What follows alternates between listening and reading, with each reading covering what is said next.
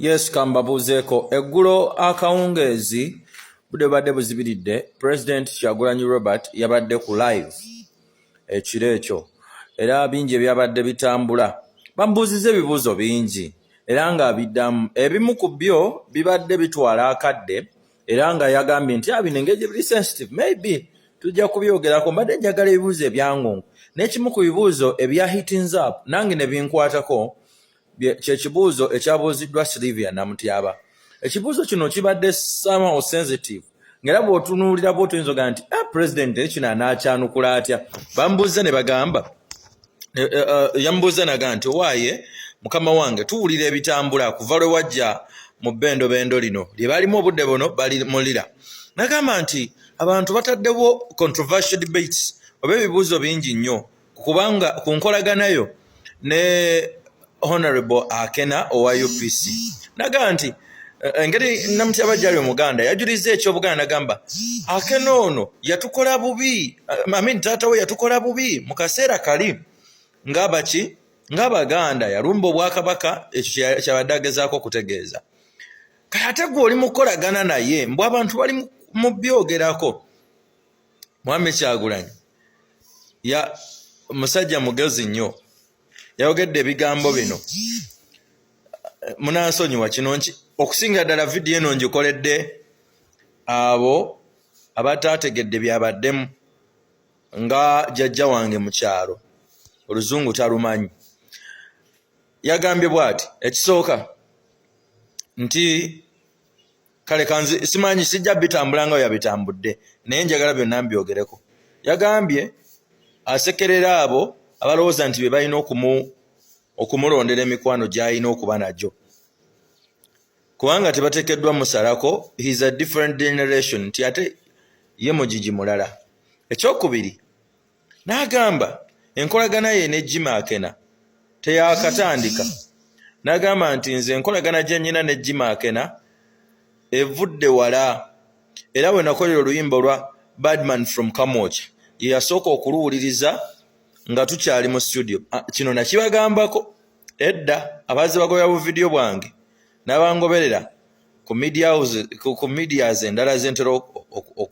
okwogererako bino nti ye yasooka odduwulira n'amugamba nti oluyimba lwakabi tuni mada n'amugamba nti you're a bad man from Kamocha, I'm also a bad man from Kololo kubanga ye yali mwana wa Kibosire yali mwana wa president, you understand ebiseera ebyo Akena nga akyalina dreadlocks and when we go back Akena yajja mu Uganda nga alina dreadlocks Rastafari bwe nakyogera nabaga nti ekigatta Kyagulanyi n'Akena kusookera ddala that Rastafarianism spirit bwe tudda mu bulaasi abalasita balina unity gwe baddala kakati enkolagana eyo neeruma naye ng'omu mwana wa ghetto mulala mwana w'Abakibosire omu w'Abayala man omulala w'Abakakole okitegedde kati Kyagulanyi n'akishangaza n'agamba awo we wava obwa Sseruganda okusookera ddala ekyokubiri n'agamba kino kyekikulu ennyo mu vidiyo eno ng'ayanukula Sylvia Namutyaba yagambye nti mu mwaka ogwa 2004 General Klaije yavaayo n'ayogera ku interview emu manyi Kyagulanyi atereka n'agamba mbu badde yanukula notion egamba nti Kyagulanyi akolagana n'omulabe wa Buganda ne taata n'omwana w'omulabe wa Buganda kubanga Obote yagambibwa okulumba olubiri n'okukola obuyeekera n'okukola ebiringa ebyo bitaali birungi n'agamba ti mu 2004 Klaije yavaayo n'ayogera n'agamba mbu yannaye Kyagulanyi musajja mugezi nti amagye oba abayeekera ba Mwami Museveni aba NRA nti be baakolanga ki be baayambalanga engoye ez'amagye aga UPC ne bakola obulumbaganyi ku bantu amagye ga gavumenti ya UPC ag'eggwanga Uganda naye nga gavumenti ya UPC nga bayeekera kakati ne bakola obulumbaganyi ku bantu ne beefuula nti bo magye ga gavumenti, okwongera okusiga ekifaananyi ekibi eri gavumenti y'eggwanga eyaliko mu kiseera ekyo. Kati bw'otunatunula ng'olaba tewaliiwo kigaana Mwami Kyagulanyi kukolagana na Jimmy Akena. Era bwe yabadde afinalizinga byonna yakoonye ku nsonga lwaki tulina okutambulira awamu, okusonyiwagana, okuyiga okuva mu biyise ne tubireeta mu bulamu bwaffe obwa kaakati ne tumuvinga on. Kuba watali kusonyiwagana eggwanga terigenda kugenda mu maaso. Ndowooza ngezezzaako okukimenyaamenyamu ekibuuzo ekyo. So ebibaddeyo ku Jimmy Akena, I think now biri somehow sorted. Era kakati buli kimu kitegeerekeka. I sign up. Ka video kano kankakuwe nga bwe kaabadde. Yes, please. Previously, since you entered the Lango sub-region, there have been a controversy within the general public concerning you visiting Right Honorable Jimmy Akena. Even though we've ever seen him visiting you at at your home, and of course, the discussion never heated up like it is today. So, me as a person of this generation, yes, they always tell us to learn from our past, and we are trying to do so. And of course, we believe that we need to be more united. Of course, tonight, as we are seated here, we are seeing Uganda in summary, the one we want to chase according to the way people have introduced themselves. So I don't know whether you have something to say about that.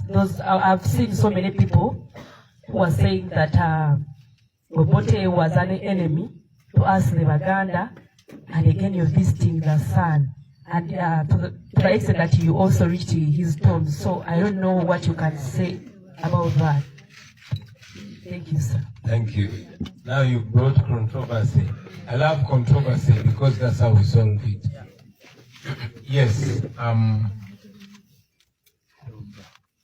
I've also seen controversy, but I mean, no matter how good something you do, when there's somebody who is bent on only fault finding, there's some old saying that when haters see you walking on water, they say because you can't swim.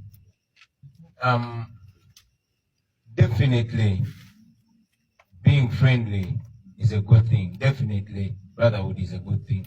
But me, first and foremost, visiting Honorable Jimmy Akena did not start today, or did not start when he visited me. We've been old friends for a long time. Back in the day when we guys still had dreadlocks. For us, we're not very young like you. So we've been friends and we've shared music, you know. I've said before that he was the first person to listen to that song, Bad Man from Kamocha, right from studio. And as you said, it went ahead to be the biggest hit in the country. And he was also freestyling on it. Say, you're Bad Man from Kamocha. Me, I'm a nice school guy from Kololo. You know, me, I come from Kamocha, downtown in the ghetto, and for them, he was president's son, so they used to say in Kololo. So we used to chat like that. He's my old friend. And now he's a leader, he's in the opposition. Of course, I disagree with his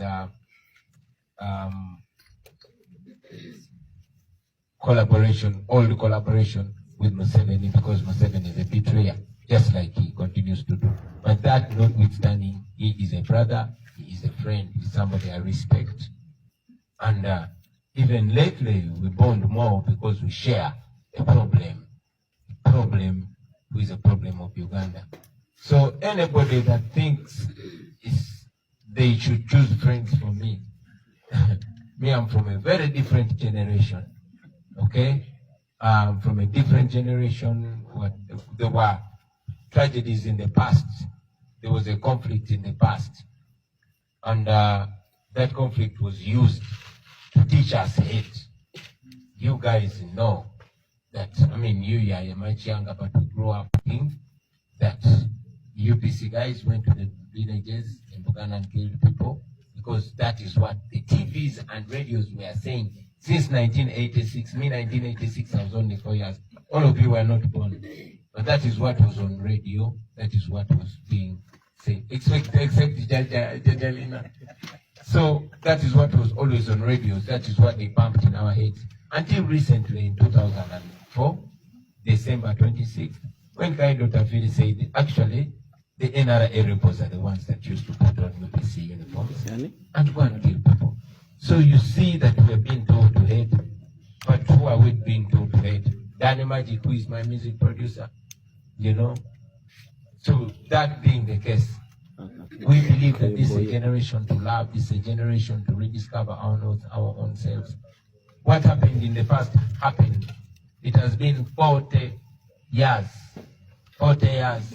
You want to be a new Uganda. And that new Uganda begins with love, begins with unity, begins with looking at the positive side, begins at burying the tragedies of the past in the past and moving forward with a new vision of a better country. That's what I believe in. Anybody that criticizes that wants to use us against each other. And yet, we are more resourceful to each other than a challenge to each other. Actually, that visit changed my whole perception and my entire message. Because I know that yes, we have a wonderful manifesto. We have good ideas for Uganda and all that. But all that cannot make sense if you're telling an ear that has been biased. We want to first of all create the unity, the brotherhood, give each other reason to believe again, to trust again. That, when we achieve it, we will very quickly realize that this manifesto will work. So in this campaign, we want to unite people even more. After all, we have been shown that all of us are slaves in our own country. End of answer.